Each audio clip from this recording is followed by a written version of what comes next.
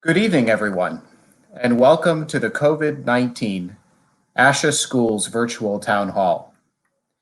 My name is Jeff Regan. I am ASHA's Director of Government Affairs and Public Policy, and I will be serving as the moderator of tonight's event. It's a privilege to be with all of you this evening.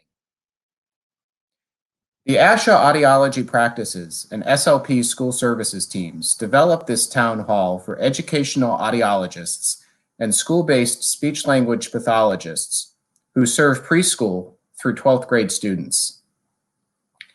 Simply put, the pandemic of COVID-19 has had sweeping and disruptive impacts on our professional and personal lives.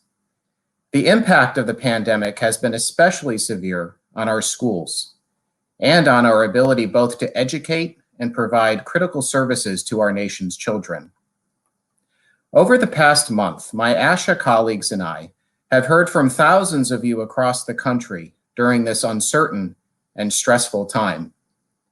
The concerns, challenges, opportunities, and successes you shared with us have been essential in the development of effective resources and guidance on a number of critical topics, as well as effectively advocating on your behalf. We know this time has been incredibly difficult.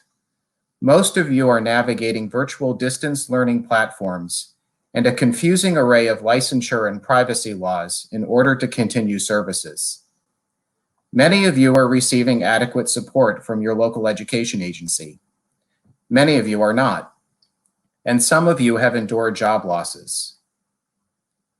Your continued commitment to your students and colleagues during this turbulent time has been nothing short of inspiring.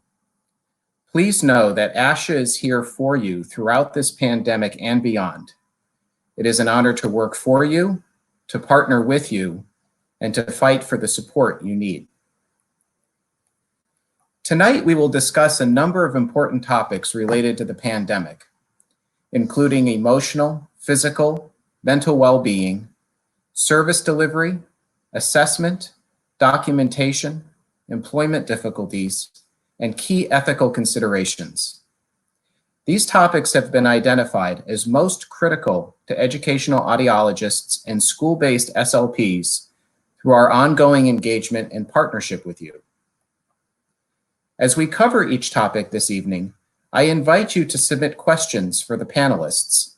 While we will be unable to answer every question posed, we will do our best to address themes or topics of particular importance to you.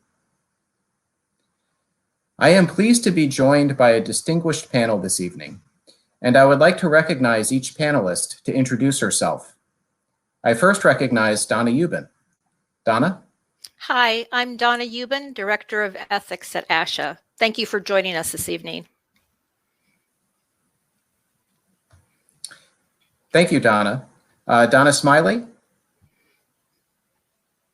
Yes, I'm Donna Smiley. I am an audiologist in Arkansas, and I work for Arkansas Children's Hospital, but I coordinate a group of school-based audiologists, and we provide contract school-based audiology in Arkansas. Great, thank you, Donna. Julie? Hi, my name is Julie Malone. I'm an SLP preschool through 6th grade currently. I'm also Vice President of the Teachers Association for my district in San Diego. I'm part of the Special Interest Group 16 Coordinating Committee, as well as a School Finance Committee member. Great, thank you, Julie. Michele? Hi, I'm Dr. Hopkins. I am the Assistant Director for Related Services and Special Programs for Alexandria City Public Schools, and I oversee a group of speech-language pathologists, occupational therapists, physical therapists, and adaptive PE, health and vision. Thank you, Dr. Hopkins. And finally, Tracy? Hello and welcome. My name is Tracy Sippl. I'm a speech-language pathologist and teletherapist. I've worked in schools serving students from pre-K through 12th grade and worked in the schools for over 24 years, and then now have been providing telepractice services over the past 7 years. Great, thank you, Tracy. And thank you all for being with us tonight. Before we move to the specific topics of tonight's town hall, I would like to take a few moments and share with you some additional information about ASHA's role as your partner during this pandemic. We have seen the following question asked in many venues over the past few weeks. What is ASHA's role in addressing the issues members are facing as a result of school closures? First, ASHA is here to provide technical assistance on your behalf related to practice, public policy, and ethics. Over the past month, we have been working to keep track of changes in key laws and regulations, especially around licensure, privacy, and the utilization of telepractice. Because public policy changes have taken place simultaneously on the federal, state, and local levels, a rather complex patchwork of laws and regulations across the country has emerged, governing practice and the provision of school services.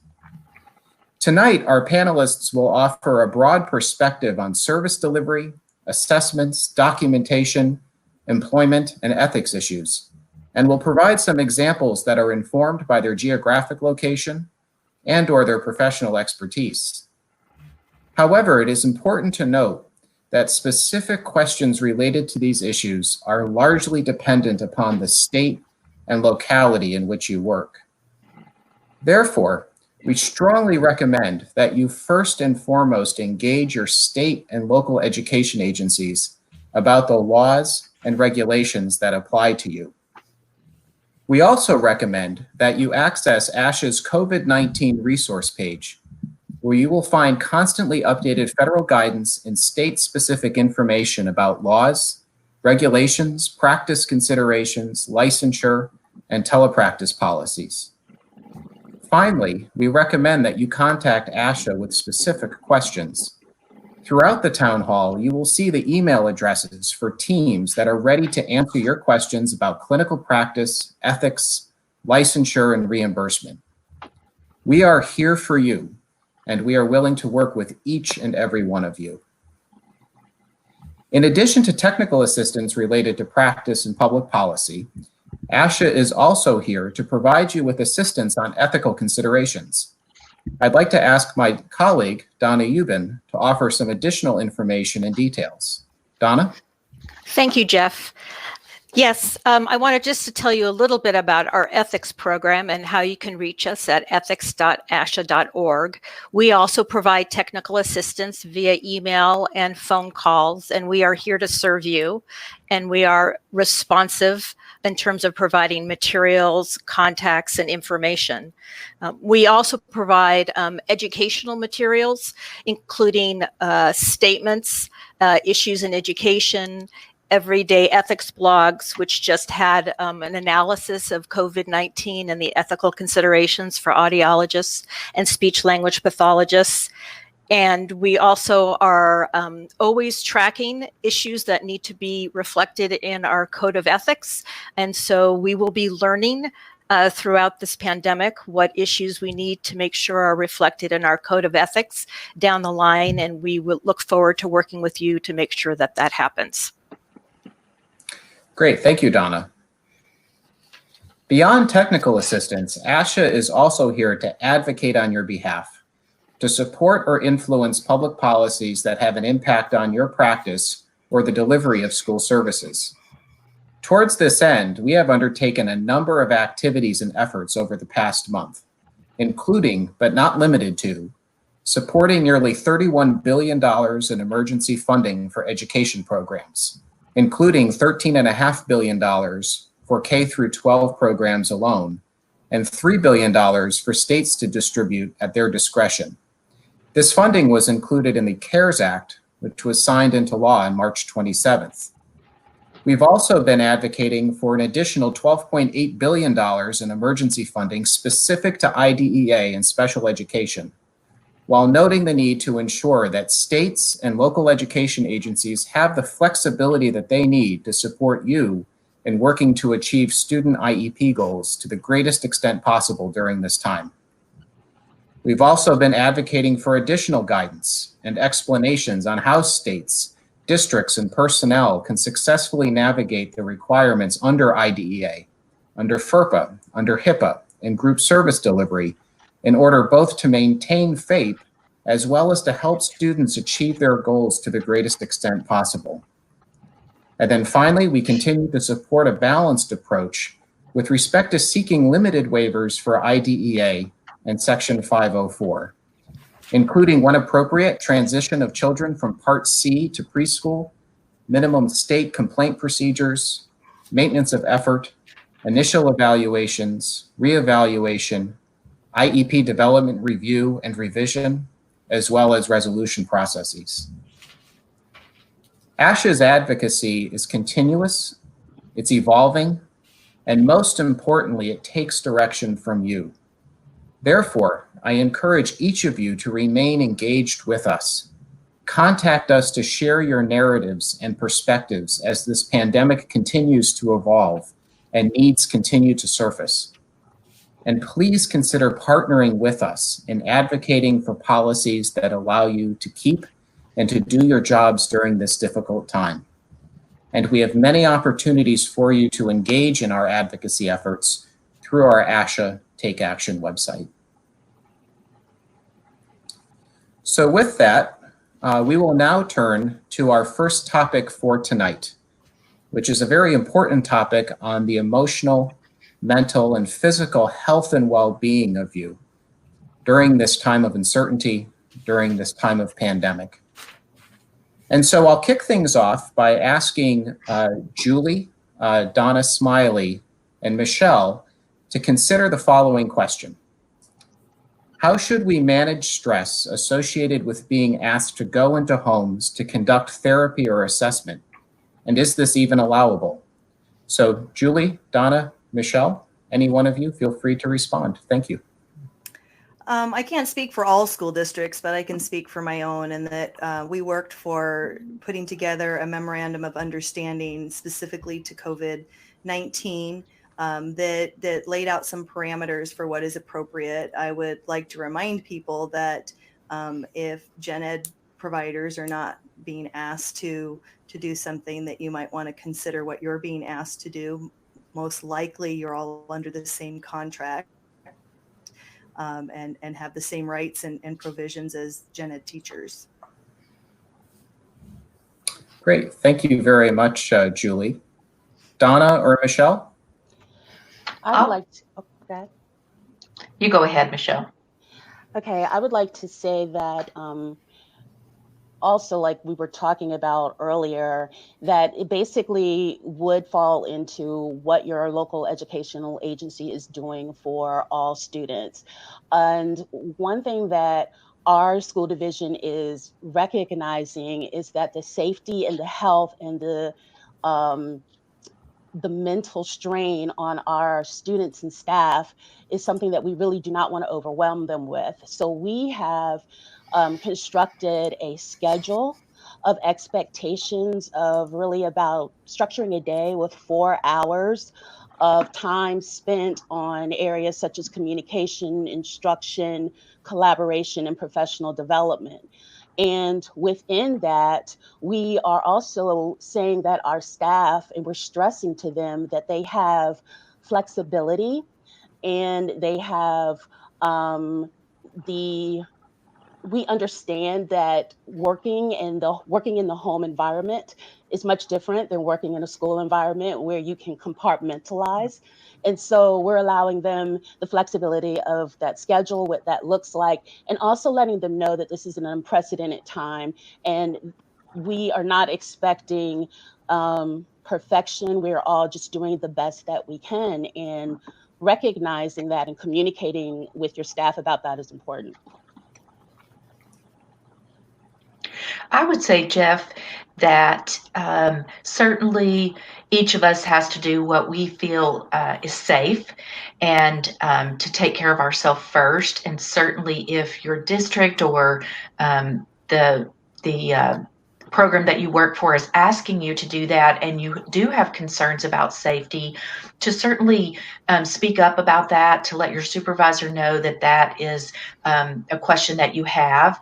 And then I think on the flip side of that, if it is something that you're being asked to do and that you're comfortable with, that we also remember to give our families and our students and the people that we serve a lot of grace during this time, so that they are not uncomfortable with us coming into their home if that's something that we're being asked to do. Great. Thank you, Donna.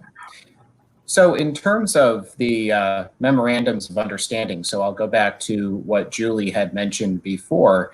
How often, and I guess it depends in part on how long the pandemic lasts, but how often are these memorandums of understanding or these agreements or these the guidance that districts are putting out, how often are they being revisited by administrative staff, and how much input do our members have in their development to begin with? Okay, so I'll start off with that. I think it varies from district to district, and of course we have a lot of members who are in states that are not unionized. In my particular district, we have a bargaining team that virtually met with the district to review what it was that they wanted. We received a lot of assistance from the California Teachers Association with language that would help protect our members. Unfortunately, our original memo did not have very much information on special education, as I'm sure it's not a surprise that gen ed seemed to be a priority because it's the largest number of students.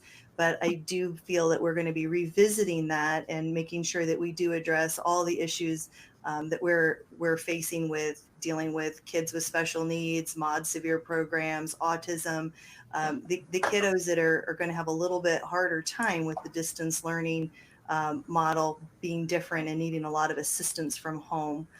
So I have a feeling that if we're not writing a secondary one, we'll definitely be revisiting every couple of weeks if things aren't working.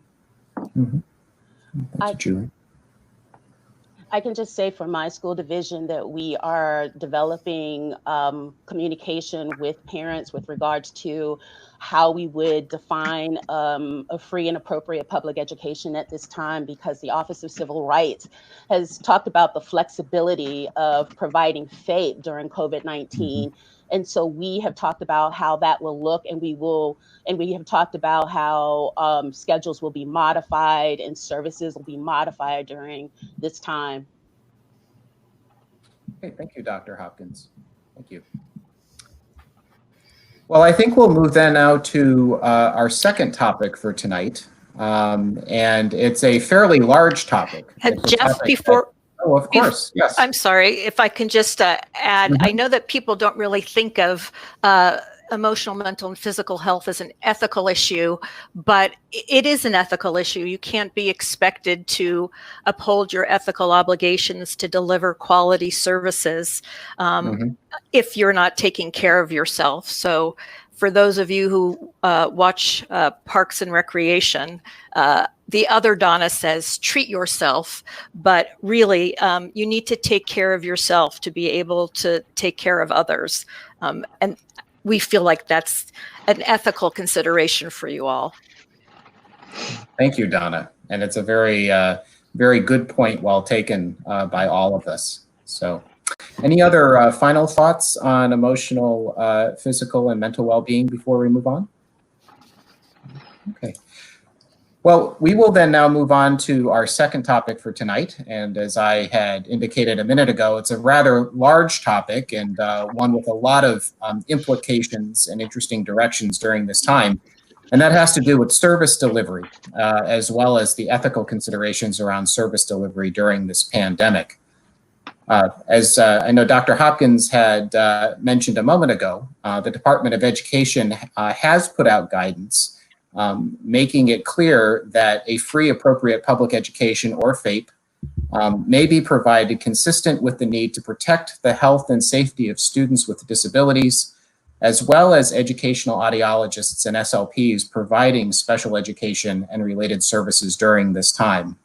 And there has been a rather great degree of flexibility that the department has given around ensuring the continuation of FAPE, FAPE being a civil rights issue.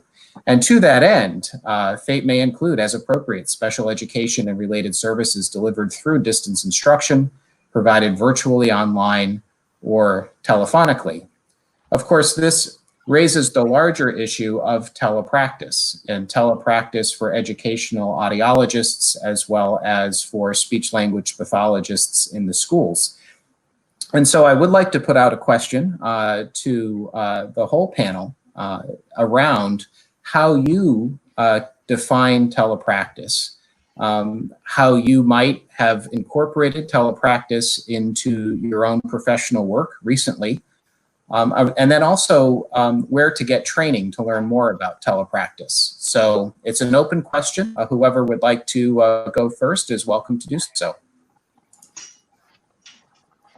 Well, I think that your state agencies, your state associations are a great place to start with the training piece. I know that 42,000 speech language pathologists participated in a teletherapy webinar a couple of weeks ago. It was free for California Speech and Hearing Association members. I don't know about other associations. They were very fast to get information out to members who were worried.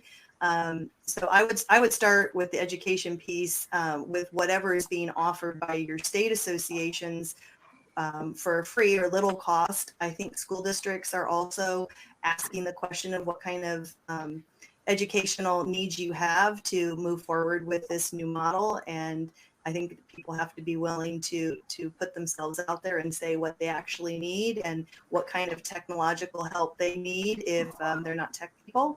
But that's where I would start with the educational piece. ASHA also has the free PD right now that they've made available to all members as well, and that's another great place to go. Right. That's right. I know as I was preparing how to roll this out for Alexandria City Public Schools, I actually took the definition of telepractice from ASHA and used that definition to define what telepractice was. And then I went on to explain how ACPS was going to use that and what platform we were going to use and whether that platform was HIPAA compliant and FERPA compliant. And then also, you have to check state by state to see what your telepractice guidelines are. But that information helped us craft an informed consent piece to provide to parents to give us consent for virtual means or alternate ways to provide instruction. Also, I would like to say that our staff, as we closed for the first 4 weeks, our staff took webinars. They took the free webinars. It was a telecon conference that was offered. And so that was their professional development to learn what telepractice was and how to create materials. And so they got training that way. And there are also a lot of free, as we were hearing before, free resources. And so that helped us to get started. Thank you. Oh, sorry. In terms of the training as well, ASHA offers a lot of continuing education, and through the Telepractice website and ASHA's Telepractice website, I believe some of those, the courses are free at this point. Excuse me. I would also recommend, if people have the opportunity to with the pandemic, that I realize that that's probably not the case, but there is a training program out in Maine, a telepractice training program that's accredited through the American Telemedicine Association, excuse me, that offers training as far as, actually being on site. There are also different webinars that are available, again, through ASHA, as well as other what's the word I'm looking for? People, in terms of blogs that talk about telepractice, they usually offer some type of training as well. And also be aware that there are telepractice consultants out there that can help you with learning the platform, that type of thing. I think that some of the telepractice applications for school-based or educational audiology would include, since some of us may provide some direct service or therapy to a student, but we also do a lot of troubleshooting with amplification. I know our team has offered within our state to provide troubleshooting even to families if they want to call us, because if the child's hearing aids aren't working or their cochlear implants not working, we're happy to help connect them with their clinic-based audiologist or maybe troubleshoot some of their assistive technology. So that's been one application that we've used in terms of educational audiology. Hey, thank you, Donna. We do have a question that has come through from our attendees. And it's a question that can probably be best asked of Donna Euben. And that is, how is it ethical that we are being asked to provide teletherapy without any training and not appropriate equipment, including confidentiality? It is a very complicated question, and it is, I know, incredibly frustrating for many folks who are out trying to deliver services and being hit with all of these demands. The Code of Ethics provides that you need to be trained and competent in what you are teaching. And in this kind of situation, most likely it's your employers who are responsible for providing those training opportunities for you. So you have the ethical obligation to feel competent and skilled in what you're doing. And so it really behooves you to have conversations with your supervisors, your special education directors, to figure out a way to get you the training that you need to deliver quality services quickly, so that you can be servicing the students, but in a way that you also feel that you're upholding your ethical obligations. Privacy and confidentiality, yes, you're right. Those are big issues. Privacy and confidentiality are really not, we don't think about it that much when we're seeing our students face to face in schools, but when we're starting to see them remotely, it raises so many different issues under FERPA, under HIPAA. Have the parents provided informed consent? What was that? Did that informed consent, how broad was that informed consent? Did it include remote services? What's in the IEP? Did they sign a FERPA consent form or waiver form? So you're right, all of those issues are triggered as well.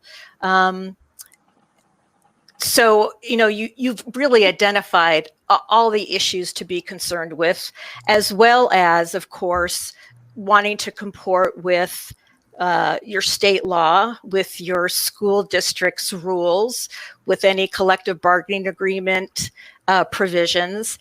And of course, under our Code of Ethics, we also do define what telepractice is. And we say that telepractice includes everything except providing delivery services solely by correspondence. That is, you can't provide remote services solely by written communications, email or snail mail.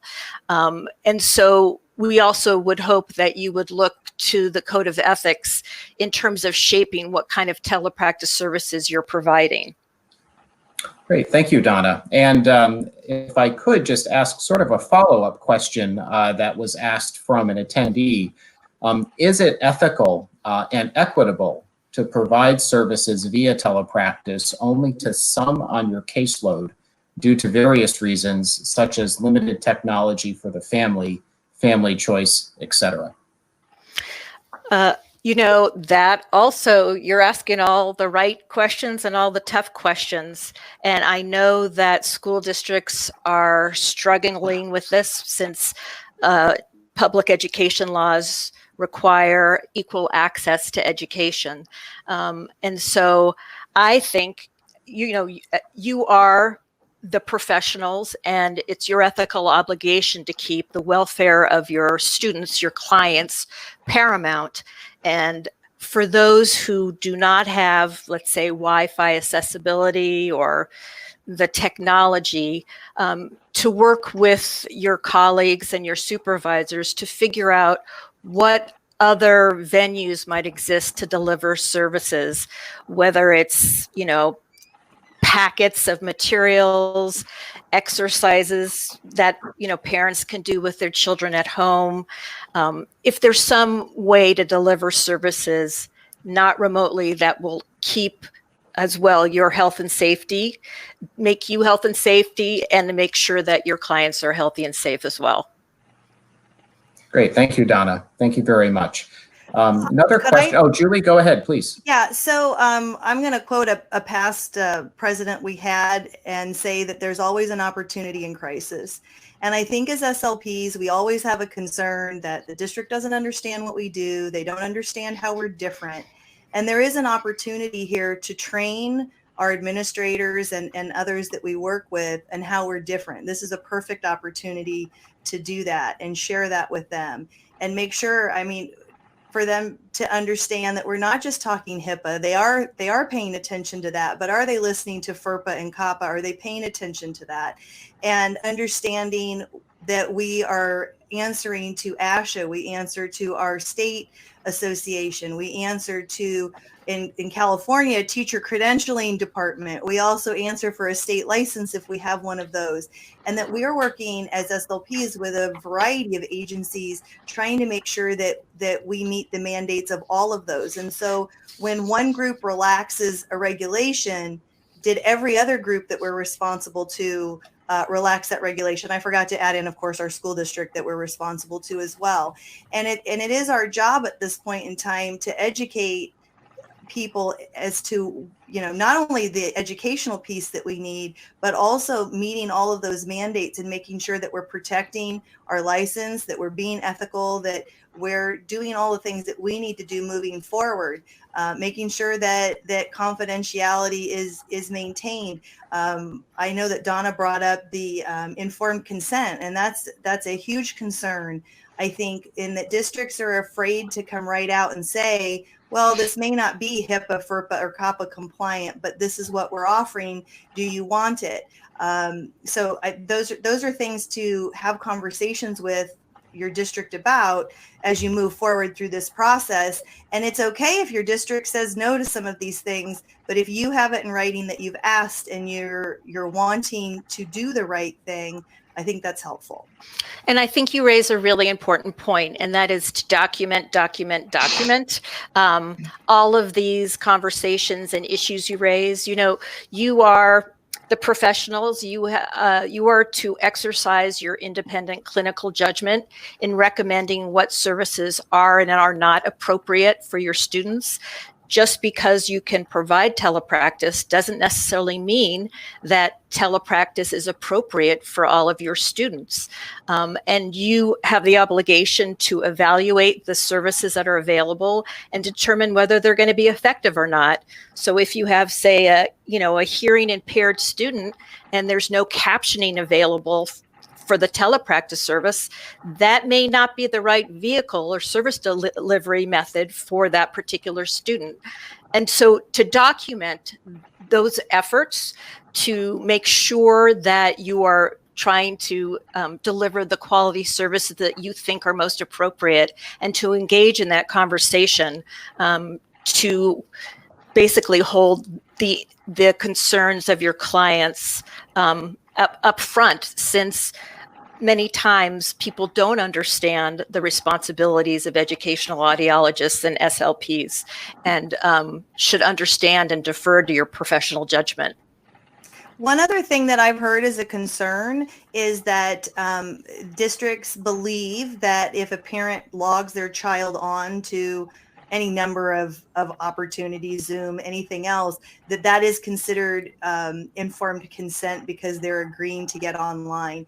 And I think that we as SLPs need to be very careful as we move forward with this, because the parents' understanding of what that looks like for gen ed is one thing, and it's not the same for us. And we have a big educational piece with the powers that be to make sure that they understand why we're different.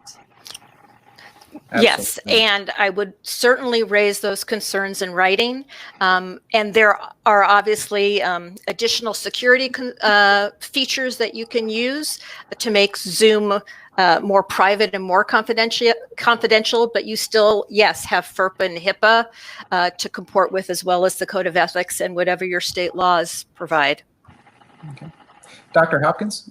I was going to say too, and please make sure to ask your administrators these questions, because sometimes there could be things going on behind the scenes that are really addressing that, but has not been communicated to you as of yet. So, because I know for the state of Virginia, there is definitely a discussion about equitability of services, and that we know that there's a technological divide between our communities. And so school divisions are really working with their IT departments. They're getting their, they may be talking with companies, cable companies, to provide additional supports. They could be setting up hotspots among their schools. They could be setting up, equipping vehicles to become hotspots for kids to have access. So I think it's important to ask your administrator it's exactly what kind of question you have, because you may have resources that you just have that you don't know about yet. And I am aware of school districts that are providing Chromebooks and Wi-Fi to households that don't have them. Right. I'm also hearing, though, that districts are prioritizing those as they should be considering, but some of them are prioritizing upper grades only, which creates a unique dilemma for SLPs when a majority of their caseload happens to be younger students. And so what I would recommend is that you bring that up as a concern, because I don't know that that's always considered by administrators that are outside of our speech world, and let them know that that's a concern. And also that students that have a communication device written into their IEPs are not the only speech students that are going to need some type of device to be able to communicate with us. If they're asking us to provide therapy to students in general, we have to have the ability to provide it to all of our caseload the best that we can, and not with a packet. That's not going to work for us. Thank you, Julie. One question that has come in from an attendee: is a parent or family allowed to opt out of services if your district is providing teletherapy? Our district has said to not give them the option. So I'd be curious to hear perhaps Dr. Hopkins, Julie, Donna, maybe your thoughts on that. Well, before we provide any type of virtual services, we are going to ask parents for informed consent. And for us, that means that the parent understands what telepractice is and agrees to that. If they do not agree to that, then it will become a discussion through the IEP process about service delivery and compensatory. Thank you. I think the truth is parents always have the option. They have the option to decide whether they want their kid to participate or not. I think we're all aware that no matter how hard we try, there are always going to be a couple of cases that are probably not going to be pretty, and going to be a lot of work to work through when we get back to school. But I think that what we're trying to do is make a good faith effort to do everything we can to support our students during this crisis. And it may not meet everybody's needs, but we didn't choose to do this, and we have to do what we have and make it available to everybody. And it's their choice if they want to participate or not. And I think it is our ethical obligation to give parents the choice. You know, it needs to be voluntary and informed consent. We need to explain the consequences of providing the therapy and services this way, and of not providing services and therapy this way, given the pandemic that we're working in. And then the parents should have the choice. Donna Smiley, any thoughts on your side? I think in terms of parents' choices, I think from an audiologist perspective, thinking about students that have hearing loss, there are lots of issues related here. Donna Euben mentioned the issue related to captioning. I would say my message to all of us would be, if we're going to use any type of teletherapy, that we want to try to make sure that the student has auditory access if it's a child that uses listening and spoken language. And we may need to, make sure that the student is able to auditorily access that information, or if the student uses a manual mode of communication, then we may have to figure out how they're going to be able to access that. Their interpreter that they may have at school isn't necessarily available in the same way, but maybe they have to be involved in the telepractice issue also. Great, thank you, Donna. This might be a good opportunity to share with everyone this evening. And it's in relation to also one question that was asked around how do telepractice guidelines vary during COVID-19? The answer, again, it goes back to what I had said a few minutes ago, depends upon where you live. It depends upon what state you live in and what additional flexibility, what additional authority has been given to your local education agency. To that end, ASHA has continued to develop resources to help our members understand what the landscape is like in their state, what their landscape is like even locally. And so on our COVID-19 page, we have developed a telepractice policy tracker that is updated daily and keeps track of what each state has to say with respect to licensure, as well as the ability to offer telepractice services. And so I would certainly encourage all of you to visit our COVID-19 site and to refer to that policy tracker as needed. And just this week, we have also finished work on a telepractice checklist for our members, which our school services team has put together around what to think about when providing telepractice, likely for the first time, in terms of infrastructure, in terms of laws, regulations, clinical best practices, et cetera. So this is another resource that is also on the COVID-19 webpage. So with that said, I'd like to shift gears just for a few minutes. There was an interesting question that came in saying, you're all talking about telepractice, but this is a larger issue around service delivery during COVID-19. So, but you're not talking about other forms of access or equity. What else could you be recommending for us to consider during this time? So that would be a question that I would just open to the whole panel. Well, I can speak to the fact that in our district specifically, our third graders through 12th graders have access to electronics. They have Chromebooks. Our K through 2 population does not. So with that, we have done a combination of learning packets, and we have also said that for our families that do not have access to electronics, that we would communicate through emails, phone calls, and also reach out. Now, your service delivery is going to look a little different. It's not going to be calling and just consulting and coaching parents. That may be the start of it, but also to follow up and speak with your the students on your caseload to determine if there are ways to collect data on goals that you're working on. And we have chosen to really focus on maintaining IEP goals that have been taught already to our students so that we don't have we're trying to keep a lot of regression from happening. And so we do use learning packets. I have asked the therapist if they can go in and take a look at it and adapt it or create language activities based on what's in the learning packet to enhance what the student already has, so that parents are not being asked to do additional activities that are coming home. So yes, we do rely on some packets and some phone conferencing. And we do know that sometimes parents don't answer the phone if they don't know what number it comes from. So we've asked therapists to kind of text parents to let them know who it is. So I'm getting ready to call you, so that we can keep open lines of communication in a variety of ways. We know it's not the best, but we have to have some other options.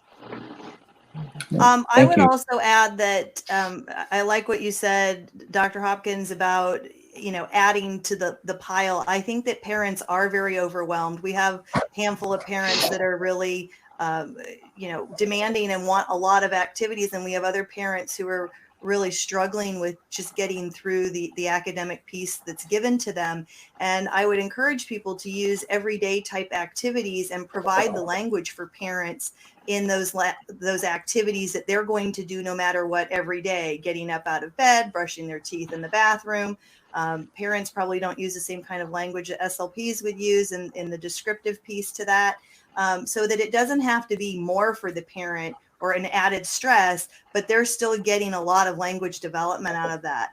I would also encourage parents with some techniques for play therapy. I mean, those kids are going to be playing. So what can they do to enhance their language while they're doing that? That doesn't require any kind of technology from us. And I would also agree with telephone and email. Those are modes of communication that have always been acceptable for us. Great, thank you, Julie. And as a sort of a follow-up to what we've been talking about technology and as well as giving different resources to parents, giving different suggestions to parents. A question came up saying, do you have any suggestions in providing speech-language support for preschoolers who don't have access to computers or Wi-Fi? I think we've addressed that already, but also, or whose parents do not speak English. So any thoughts on that second half of that question? So that's the first question I asked my principal today. I also asked the district. I'm fortunate in that my principal is bilingual and has offered to help in any way, has offered to pay for services. I understand that there are several on-demand interpretation companies, and I would imagine that also would work for ASL. And that's going to be an issue of letting your administrators know who that's going to be required for and putting that into place. But I don't see that being a huge issue. It's a little more work for us to coordinate an extra person to bring in, but there shouldn't be any reason why we can't accommodate that kiddo. Thank you, Julie. Yeah. All right. Well, we have time for one more question before we move on. And that's a question that was asked earlier around, can a local education agency define direct or indirect services? Yes, a local education agency can define that. And also I would like to say, if you also are billing for Medicaid, you may find that your Medicaid guidelines in your state define what indirect and direct services are, because for Medicaid in Virginia, we cannot bill for indirect services. So when we are providing activities for parents to coach students and we're not doing any direct instruction at that time, we are not billing that because that is considered consultation under Virginia regulations and not direct. So you'd have to check with your state and see what that definition is and your supervisor. Okay. Thank you. Thank you. Well, thank you. I think this has been a very informative part of this evening's town hall.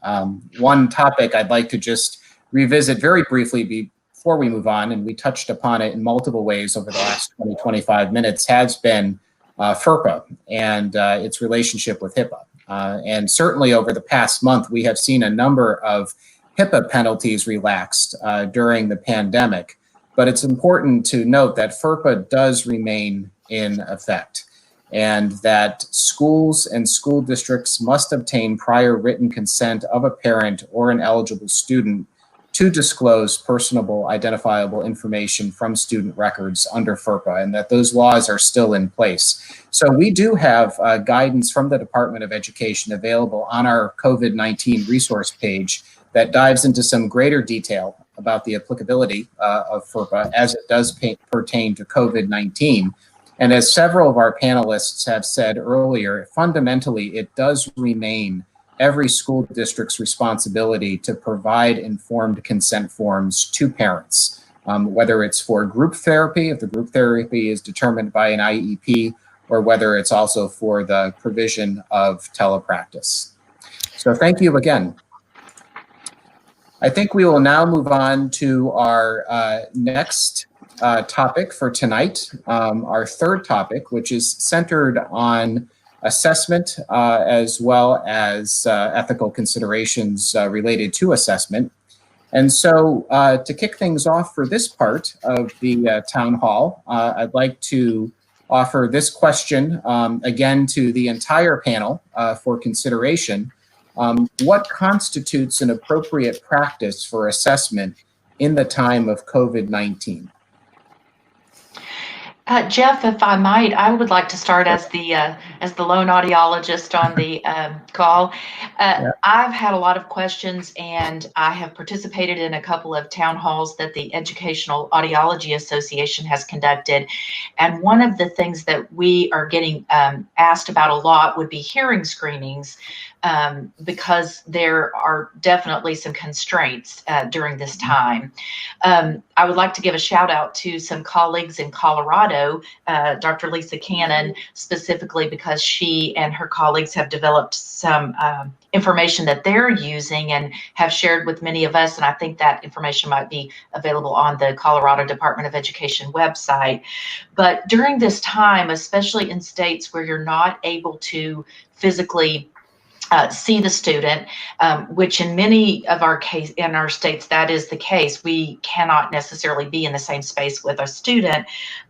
There really are no evidence-based ways to screen hearing, and so that don't require us to be in the same space with the student. So some of the recommendations that we're hearing and that we're making, at least within Arkansas, is that you certainly want to review the child's records. If you are, for example, trying to transition a child from Part C to Part B, or from preschool to school age to kindergarten, review the records, see if you can, get with the parent, try to get some information about that, and then very much document that you were not able to do a proper hearing screening, but that at the time at which school resumes, that you want that to be on the list of things that need to get taken care of at that time.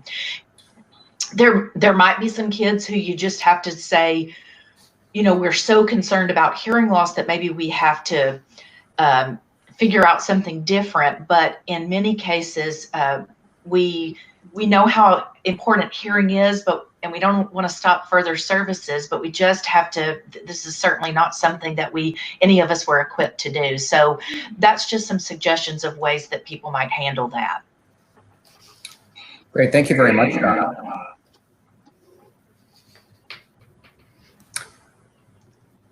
Anybody else have any just sort of maybe a macro perspective on assessment and best practices during the pandemic? I know SIG 18 or Telepractice Coordinating Committee, had held a web chat back in September, and we had 2 representatives from Pearson that were answering questions at that time. Because I know the question comes up quite often for speech language pathologists in the schools is administering assessments via telepractice, allowed. And the response that they tended to provide was the fact that some of the assessments have had research studies that show evidence of score equivalency of face-to-face versus telepractice assessments. And the fact that if you are providing, the self is actually one of those, you can be comfortable in reporting those scores. You still want to cite the fact that the telepractice assessment was done via telepractice. But if you're using an assessment that has not been validated in terms of resulting in scores that are equal to that of face-to-face administration, you can also provide that information in your assessment report. And just documenting that the delivery was through telepractice, the test was administered in a standardized manner. Of course, you're going to consult your administration manual in order to, before you even begin providing the assessment. But you can also discuss if you felt that the client was responsive, if they were focused, and those types of things, and if there were any other exceptions to how the assessment went overall. If you felt like the student was very distractible compared to what it would have been face-to-face, those are things you can also mention in your report. Thank you, Tracy. And I guess just in a macro sense, just in terms of general ethical and legal considerations, I think someone mentioned this, you want to look at the assessment and see if you can provide it remotely. You want to make sure you have the publisher's permission if that's what is required. You want to make sure that you can provide the test without an interpreter or an aide remotely. And also, what we're hearing a lot now is that at least some kids don't have the privacy or the privacy to be able to focus on such assessments remotely, given the structure of their households. So what kind of factor that might be in terms of getting accurate test results. Okay, thank you, Donna. Looking at the questions that have been asked from attendees, there has been some interest expressed specifically around assessments for preschoolers, as well as assessments for students transitioning from pre-K to kindergarten.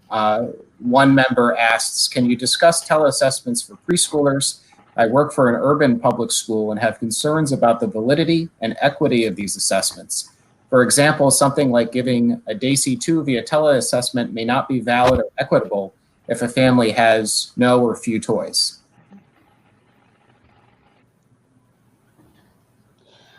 I'm going to say that I think that it's important to have a discussion with your supervisor about how you would document that if you're going to do assessments in a virtual manner, or if your school division has made a decision about that. I know that in Alexandria City Public Schools, we know that we are not exempt from federal guidelines or mandates in order to hold all of our meetings on time. However, how that meeting and what's discussed in that meeting and the outcome of that meeting can be discussed within the COVID-19 realm. And what I mean by that is that you can still meet and you can still go over the existing data that you have. You can still talk about what you need in order to make a determination whether there's an adverse educational impact or not. However, our school division is not doing any assessments during this time because we feel that it is an equity issue. And so we are saying that we may recognize the need for the assessment and that we will do the assessment. However, we will do that if the parents give us opportunity to extend to when we get back into school to complete it so that we can make sure our measures are valid and equitable. But however, if your school division is not going to do that, then I think that you should note in your report that how this assessment was given under what type of environment, and that should be described in the report. Document. Yep. And it's important also to note that there have been extensions under the IDEA timelines, and this is something that was just intimated a minute ago. Extensions can be made through discussions with parents. So it is important for our members to know that that flexibility is one of many flexibilities given to them during this time. One final question, and it's sort of on the back end, with respect to what guidance do you have in regards to completing upcoming annual reviews for students during school closures in regards to assessment, such as obtaining data for present levels, et cetera? Well, I think like Dr. Hopkins said, you really need to work with your administrators and find out what direction they want you to go. They're going to tell you what their expectations are and what they're thinking is going to happen. If it's something that you ethically feel like you can't accomplish, then that's another conversation to have with them. But I would look to your school district for direction on that. Thank you, Julie. Any final comments or thoughts on assessment before we move on? Okay. Well, we are now going to turn to our fourth topic for tonight, and it's something that we have been talking about at various points already this evening, and that is documentation and ethical considerations. Documentation might be one of our cheers for this evening. But it's very important that during this time of national emergency, especially when FAPE requirements remain in place, the flexibilities that have been given in order to ensure continuity of FAPE, it is very important for our educational audiologists and SLPs to keep detailed documentation about their interactions with students. Everything from what they've tried to do to what barriers they faced, as well as to what progress has been made during this time. And so to kick off the discussion here, one question that we have heard again in various venues coming into the town hall this evening is, how can I keep student records safe at home? And this is something that I would be happy to open up for the entire panel if anybody has any comments or has any perspective on it. I think that it's important to consider it as if you were working on site. You know, what would you do there to keep your records confidential? So not having papers laying out in an area where other family members pass through.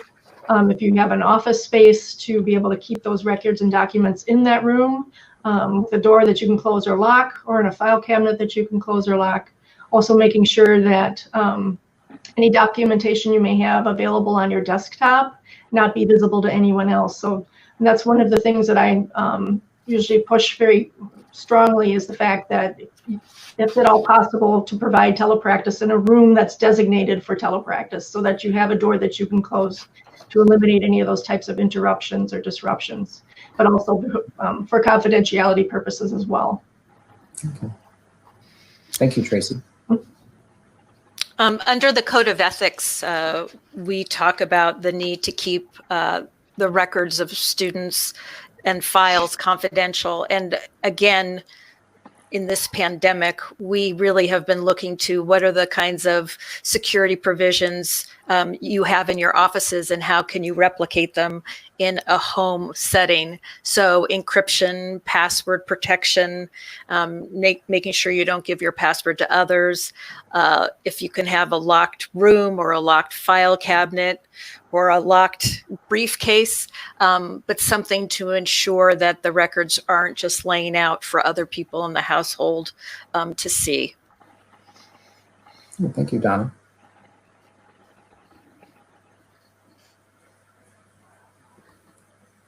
So one question that comes to mind as we're talking about documentation is sort of this renewed focus and thinking about what life will be like, what service delivery might be like beyond the pandemic.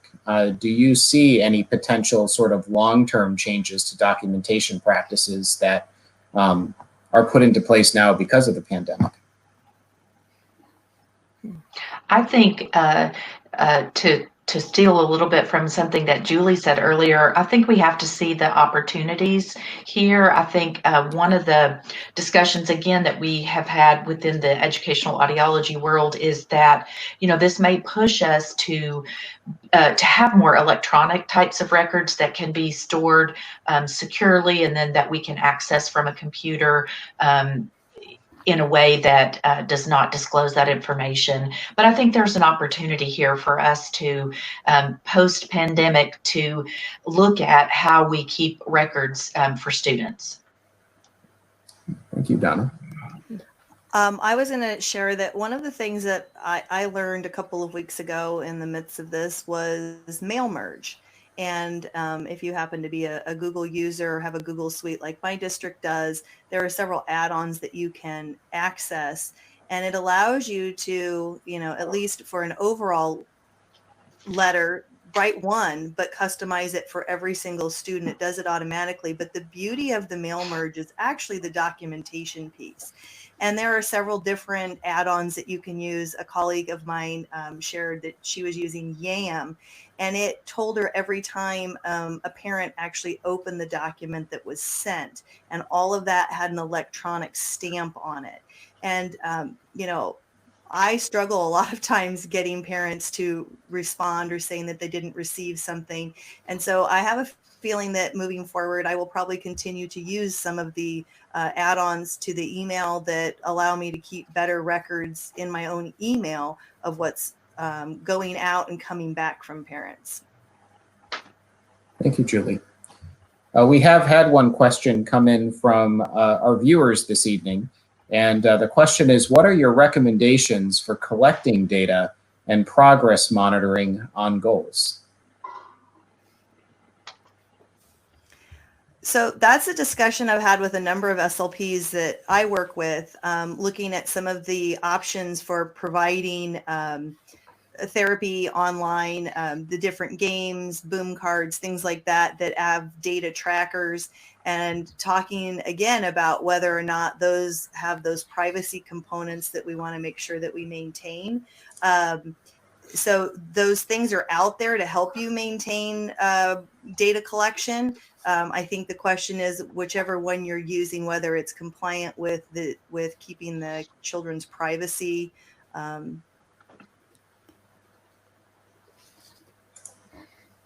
Okay. Great, thank you. So, and another question that we have fielded previous to the town hall, but relevant to this discussion, some school districts are requiring recording of sessions, in some cases to protect the school district in the future from a liability standpoint. How do I address concerns of privacy and easy access to video files? I will speak on that. And as I said earlier, you really should share your concerns with your administrator with regards to what your needs are as a speech language pathologist or an audiologist, because not all administrators understand that perspective. And so I think that's important because with our division, we have decided not to do any recordings when it comes to a direct therapy type of situation. However, if you want to do a recording to talk about how to coach a parent through how to enrich the language activities that are going on in the home, that's fine. But recording students, we have chosen not to do that. So I think it's really important to share your concern and about confidentiality and what that means to you. And again, I think it raises the whole informed consent issue and the parents understanding and that it being voluntary. And then also, I think the school district needs to have some policy about what happens to those recordings and what privacy settings are going to be on them so they don't get abused or disclosed in some inappropriate way. And along those same lines, most districts have a form that parents already sign about photography and video and whether it can be used and if it's only internal versus something that can be seen outside of the school. So I would also look at those records before doing anything as well. A parent may have already said no. Thank you, Julie. And we've obviously been talking a lot and for very good reasons about protecting the privacy of students and student privacy. Another sort of a flip side to the coin related to this issue is the question of how do I protect my privacy as a provider from families? For example, they know what my house might look like and they now know who my family members might be when before the pandemic that may not have been the case. So any thoughts on protection of provider privacy? Could I speak to that? Sure, absolutely. I think it comes down to the fact, again, having that telepractice space, a room available. The idea is, and with the pandemic, it's a little different, I think, because you have so many conflicting different variables coming into the equation. But by having that secure space or that quiet space with a door, that alleviates a lot of those issues of people coming in. And I know there are different aspects that can pop up, especially if a clinician has other children at home needing to find somebody that would watch the children and that type of thing. But if you can provide services from a quiet space, there should be no reason that your children come in and are seen in the background. You want your background to be as professional looking as possible. So like having a trifold screen up or using, having your back up against a wall or your desk against a wall to be able to kind of keep some of that professionalism, but also some of that confidentiality on your end as well. Great. Thank you very much, Tracy. One of the probably low-tech options for protecting your privacy, if you're going to use your own personal phone to contact parents, you certainly, and you don't want them to have your telephone number, then using some of those ways to block the caller ID. And you may have to tell the family this is how I'm going to call you. It's going to show up this way. But on a lot of smartphones, you can set that in your phone settings, or if you're using a landline or even on a cell phone, you can use star 67 and it will block your caller ID. And sometimes that's a wall that we need to put up in order to protect our privacy and to protect our free time. Great. Thank you very much, Donna. You can also use applications through Google that will give you an alternative number that is attached to your number that you can call that will remain constant when you're talking with families too, because sometimes I know some people look at their phone and if they see it's someone who's masked their number, they won't answer. So to get around that as well, you can get an alternate number. Well, and in addition to that, if you're having to have a parent return your phone call to schedule a session, you can use star 67, but you've got to give them a number that they can reach you at. Right. And so that Google number alternative means comes in handy with that. Great. Thank you very much. Thank you very much. Well, I think we are ready now to move on to our fifth and final topic for tonight, and that's the very important topic of employment difficulties and ethical considerations around employment during this time. And so to begin, certainly can ask the entire panelist or the panel members this question. How can contract employment safeguard themselves against issues like being let go during this time? So any thoughts on that question? This may seem to be a little bit Pollyanna, but I do think that, again, we have an opportunity to try to demonstrate, especially in a contract situation, the value that we bring to the table in seeing students. And I can certainly think about that as an audiologist that participates in contracted services, but I also think this would be true for contracted speech pathologist. And I think it's a time for us to think about how can we interface with our regular ed colleagues? How can we provide activities for families? How can we support other staff and help them kind of think about ways to enrich their activities? So I think it's something that has made me think long-term about how we make sure that the services that we provide, as well as the resources that we provide, that they have some value and that we're certain to share with our schools that we contract with what we bring to the table. Thank you, Donna. I'm going to take a guess that contractors are going to be very busy once everybody goes back to work delivering compensatory services to students. That's right. That's a very good point.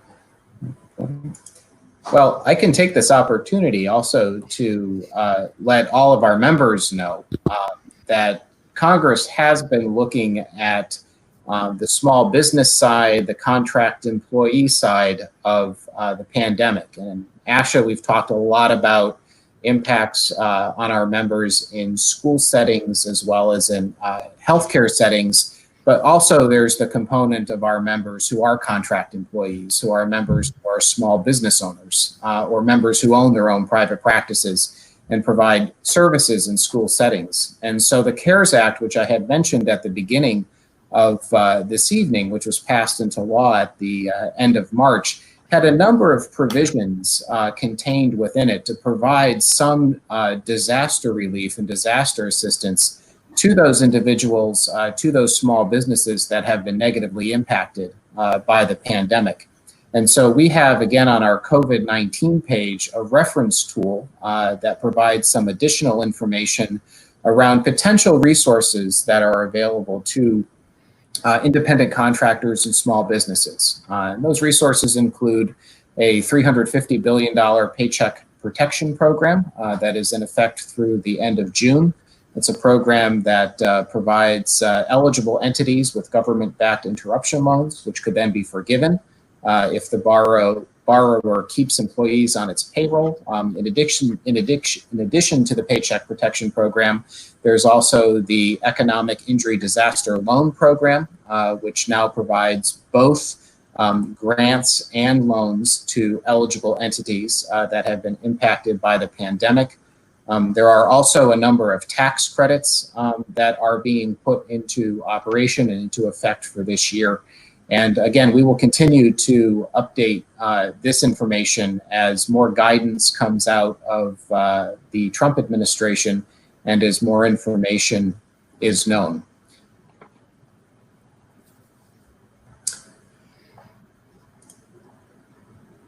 So, any other thoughts on employment during this time? Any other comments related to employment retention? I know that we've been receiving a lot of calls from working parents, SLPs or audiologists who work in schools who, used to have to juggle during snow days, working and taking care of children or elderly parents. And now it's just a regular thing, and how to work during the day, delivering services to students while taking care of children full time because childcare and schools are closed. And what kind of flexibility there can be given that they have to deliver services to students at the same time as they're taking care of their children. And I didn't know, Jeff, if you wanted to talk a little bit about the Families First Coronavirus Response Act as, perhaps something that would be of help to parents who, to providers who want to take some family leave. Yes, no, Donna, that's a very good point to raise. The legislation that was passed a couple of weeks ago does provide mandatory paid sick leave for individuals. And so it does speak to the government, the federal government at least, trying its best in the current political environment, in the current environment of the pandemic, to try to give some relief to employees as well as to providers who are negatively impacted by the pandemic. And as we know, the pandemic has an impact across the spectrum through our professional and personal lives. We do have a question that has come in from the attendees. What about getting our employers to help us offset the costs of online therapy materials, such as boom cards or iPad apps? Anybody have any thoughts on that? You should contact your administrator and talk about what your needs are as a department or as a group, because all school divisions do have budgets and they can allocate resources, but they know what their resources are. But I think you should start there. I think that school districts are going to be very concerned with spending what they would consider to be additional funds in light of what's happening with our economy right now. But one of the things I would ask my district is if they have document cams that you could take home and use. Therefore, you could use materials that you normally would and be able to access them without so many costs. And there are actually quite a few free resources online from using like your own picture cards that you maybe had in your therapy toolbox, so to speak, to just even doing a Google search to find free resources, educational resources. There are a lot of free things out there that you can implement and use for telepractice. I know that Teacher Pay Teachers is offering free membership until the end of the school year. If your administrator looks into that for you to help out with resources. Thank you. And one final question comes to mind too, and of course we don't have a crystal ball, but knowing that this pandemic is going to have both near-term and long-term impacts on a variety of elements pertaining to school-based services, any thoughts on sort of maybe a longer-term impact that the pandemic has on the workforce, especially for educational audiologists and school-based SLPs? I will say for my school district and what I see happening, I see that telepractice may have implications in the future on how we provide services, even when we're back at school, to have access or to give additional points of access for families. I know that this was brought up like a couple of years ago, and there was a concern about, how the community would take it. But I think now that we're forced into coming up with alternate ways, it's going to open a pathway and open a discussion for alternate means to provide therapy. I agree, and especially when you start thinking about like our home hospital type students, usually they're a one-off in a certain location compared to your caseload at a school site, and I think that might give SLPs, especially with high caseloads, a lot of flexibility while still meeting student needs. Thank you, Michele. Thank you, Julie. Did have one final question that we have time for come in from one of our attendees. Do we know how compensatory minutes will be addressed? Is that something that Michele, Julie, have been discussed within your school districts at all? I think we're expecting it. I think we're expecting that it's going to come. I think, again, we want to offer as much as we can and avoid it as much as possible. But I think that there are going to be some families that there won't be any avoiding it. But I'd also like to remind everybody that during this time, to go slow to go fast. Everybody is really excited, I think, and anxious to get started with this. And I think we jump into it slowly, start learning some of the pitfalls, start learning some of the positive things that are going to come along with it, and then start building on that. And then I think we're going to have a much more positive experience instead of just rushing to just do everything all at once. And I think that when parents see that progression and that the therapy is improving and that the system is improving, I think you might have fewer parents asking for compensatory. I think they might also appreciate the learning that they're going to get and how they can support their child more at home when they're not in therapy. Excellent. Thank you. Thank you. Well, we have now come to the end of our discussion period. I think the time has gone by very quickly, but I also think it has been time that has been very well spent. First and foremost, I would like to take this opportunity to thank ASHA's audiology practices and SLP school services teams, especially my colleagues Regina Zappi and Jamiko Coleman, for their extraordinary efforts in planning this evening's engagement with all of you. I would also like to thank each of our panelists for joining us this evening, and I would like to invite each of them to make some closing remarks before we close out. So we can start with Donna Euben. Donna? Oh, I was going to go last because I'm the staff person. Well, let me just say that it's a privilege and an honor to work for ASHA and work for you, and to reiterate that we realize that this is ethics in the real world, and we are eager to work with you and to learn from you. And please do reach out. We are here to service you. Thank you. Great. Thank you very much, Donna. And certainly thank you for all of your insights tonight around the ethical implications associated with these topics that we talked about. Donna Smiley? Yes, I would just like to say that I hope that those of us who work in this field will take some time to take care of ourselves. And that is probably more challenging these days. Even though we may be spending a lot more time at home, we may be spending less time taking care of ourselves. So take a break occasionally, do the best that you can for your students. IDEA and all the other regulations certainly weren't written for this time frame. And, you know, learn something new and fun. Do something with your family or learn online. And this may be more than you want to know about me, but during this pandemic time, I've had my 17-year-old teach me how to play five-card poker, which I can't even call the right thing, but Texas Hold'em. So for those of you on the call that know me, next time I see you, we'll play some Texas Hold'em. But take care of yourselves. Thank you very much, Donna. Julie? I would piggyback on that. We are saying that we want to give parents grace, but we need to give ourselves grace as well. We're good therapists. We know how to do that. I think we can transition that to a telepractice model. We might not be perfect at first. I don't think anybody's expecting perfection. I think we just want to serve our kids the best way that we can until we get through this, and we're going to come out the other side. Great. Thank you very much, Julie.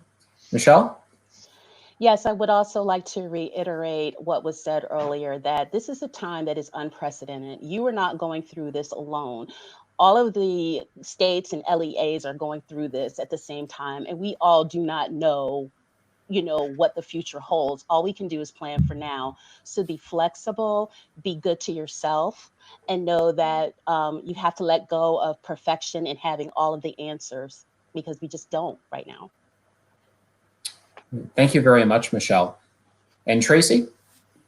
It's been an honor to be here tonight and be a panelist. I want to thank you for that. I guess with my closing remarks, I'd just like to remind you that you have the clinical skills. You have those speech and language, your mental toolbox to be able to provide those services. So really the telepractice aspect of it is just another form of service delivery.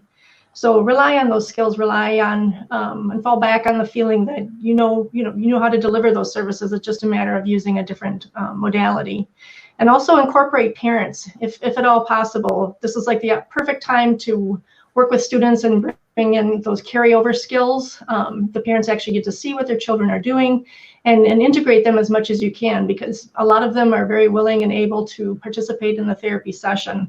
So use them as your hands, and it can be a learning process for everybody. Fantastic. Thank you very much, Tracy. Well, in closing, I would like to thank each of you for attending the town hall this evening.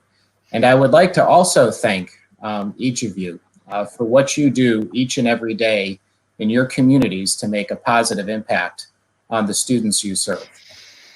This evening, you heard broad and informed perspectives on a number of important topics around service delivery, assessments, documentation, employment, related ethics issues. However, as I intimated earlier, given the patchwork of laws and regulations that have emerged nationwide, it's important to note again that specific questions related to these issues are largely dependent upon the state and the locality in which you work. Therefore, we encourage you first and foremost to continue engaging your state and local education agencies about the laws, the regulations that apply to you. Please continue to access and visit our COVID-19 resource page, where you will always find constantly updated federal guidance and state-specific information. And finally, please do not hesitate to contact us. This town hall will be available on our website within a week, and it will not be our final engagement with you going forward. I know there are additional discussions about doing something specific to telepractice as this pandemic evolves. The bottom line is that we are all ASHA, and we will all work through this together. So stay healthy, stay safe. Thank you, and good night. Good night. Good night. Good night.